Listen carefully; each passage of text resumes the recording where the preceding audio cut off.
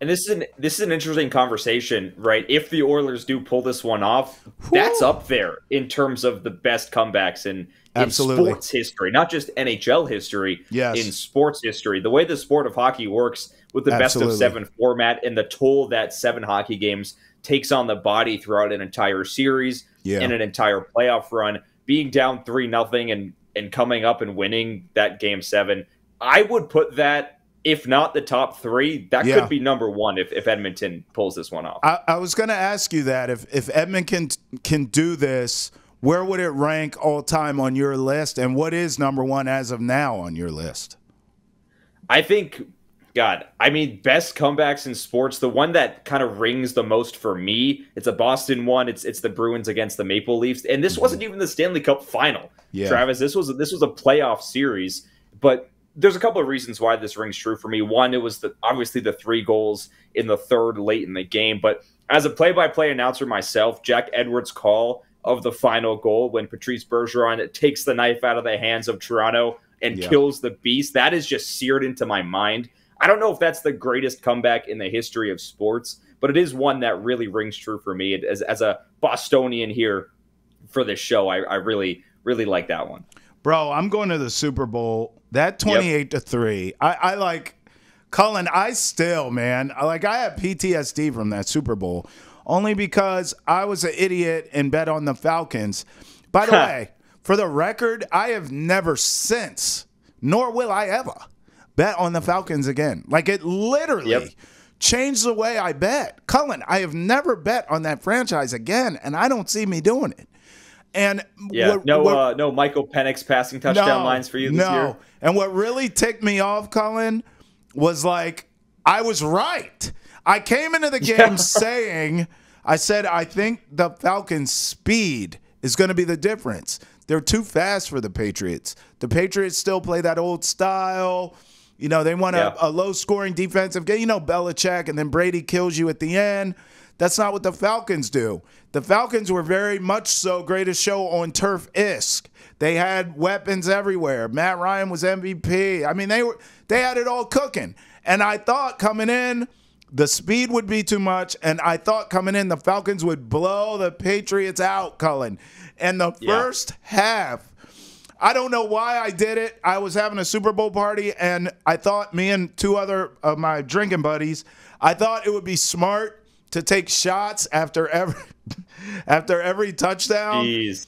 That was a mistake. So by the time halftime rolled around, I had nothing left in the tank. I passed out. Like, I was done.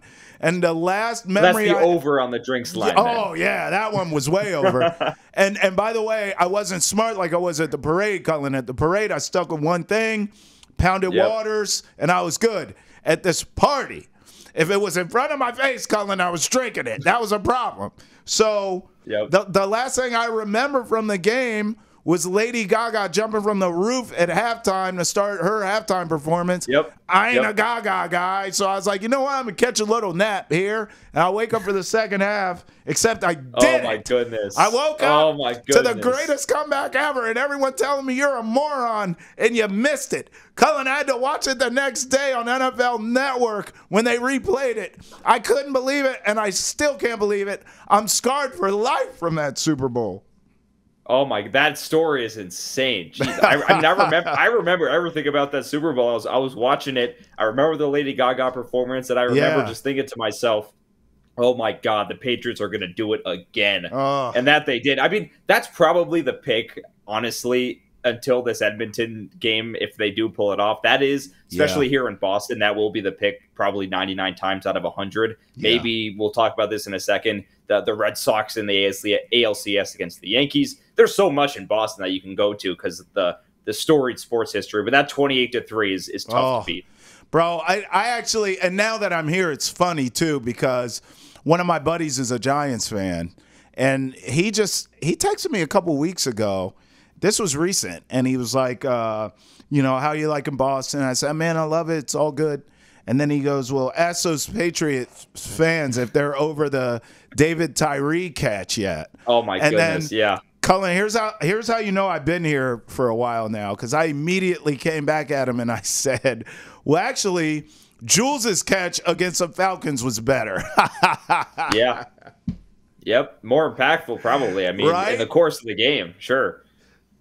Yeah, I mean, listen, you don't have that comeback without that Jules catch and all the moments Nope. in that. But you also, I'll say this, you know, with Brady, when you're dealing with Brady, you could probably put together a greatest hits list, Colin. I mean, like, Yeah. you could put together great. Now, that's up there, no doubt. But you could put together, you know, a greatest comebacks from Tom Brady throughout his career as well. I mean, he's had so many storied ones of those. You could obviously do that. All right, I'll leave you with this. What would be the bigger comeback? Because we're talking about the Oilers here. If they can do this and get into that history that I gave you of all those teams, if they could pull that off, or would you still roll with, because you brought this up, that 04 Red Sox team coming back down 3-0 to the Yankees? Which one would be higher on the pecking order in your mind? I think overall, just because the Oilers this is the Stanley Cup and the Red Sox was the ALCS, Right. I go with the Oilers. I will say the history involved with the Red Sox going after this and then sweeping the World Series right after that. This was the first time in MLB history a team that had gone down 3-0 had won the series. Yeah. So there's the history aspect there. But I do think on the Oilers side, this is the Stanley Cup. This is also to end Canada's Stanley Cup drought if they do it. This is to knock down the Panthers for the second straight year if they do it. I think the history part of it being the Stanley Cup, and I'll stake this. I think winning the Stanley Cup is the toughest thing to do in professional team sports. So I think that winning that Stanley Cup down 3-0 would be more impressive. You know, I don't know about toughest just because I didn't play hockey, so what do I know? But I've always said this, Cullen. I think the best postseason in sports is hockey. I'll Sure. give you that. I think in terms of excitement, exhilarating, also puck luck to a certain extent. Like, you know, a goalie gets hot, you can ride that to a Stanley Cup win, really, quite frankly. Like, you can win the Stanley Cup if a goalie gets hot. We've seen that happen time and time again. An injury here, a literal puck bounce here or there, a bad call. I mean, we saw a bad call along the route for the Bruins this postseason. Like, a lot of this stuff can really change the fortune of your playoff run, and I don't know if that's the case in the NBA or in the NFL or MLB. So I don't know about toughest trophy to win. You may be right. I've never thought that. I've thought more like who has the best postseason. And for my money, it's the NHL. I don't even think it's close. With that being said, though, and I hear you, you make some great points on the oil. I'm still going to go Red Sox only because obviously the curse, as you mentioned, the Yankees, that aspect of it, the rivalry. But also, I wasn't even here and I thought this. I felt like that was the World Series. I felt like whoever won that series, whether it be the Yankees hold on or Red Sox come back and win it, I still remember to this day, even though I wasn't here, I still remember Kevin Millar being like, don't let us get one, and that team getting that confidence. I think everyone at that time probably felt like the winner of that series is going to go hot knife through butter through the World Series. And that's what happened. So because of that, because you make a good point, like this is the final, right, for the oil. Yeah.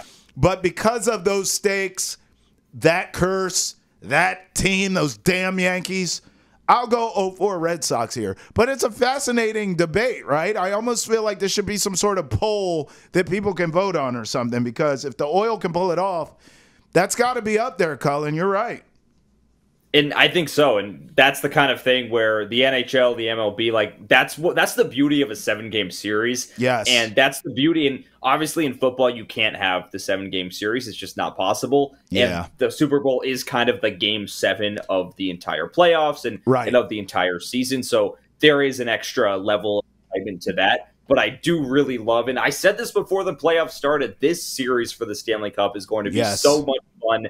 It's going to be so exciting. We're going to see McDavid dominate on the biggest stage. And we've seen all of that. All that's left is for him to finish the job. I'm kind of hoping the Panthers get it just so my prediction doesn't get trashed out there. But you know what? I think no matter what happens, no matter who wins, this is going to be thrilling, and it's going to be a conclusion to one of the best Stanley Cup finals we've seen in a long time. One of the best Stanley Cup finals we've seen in a long time. Two of the best words in all of sports. Game 7. Let's go, and it's tonight.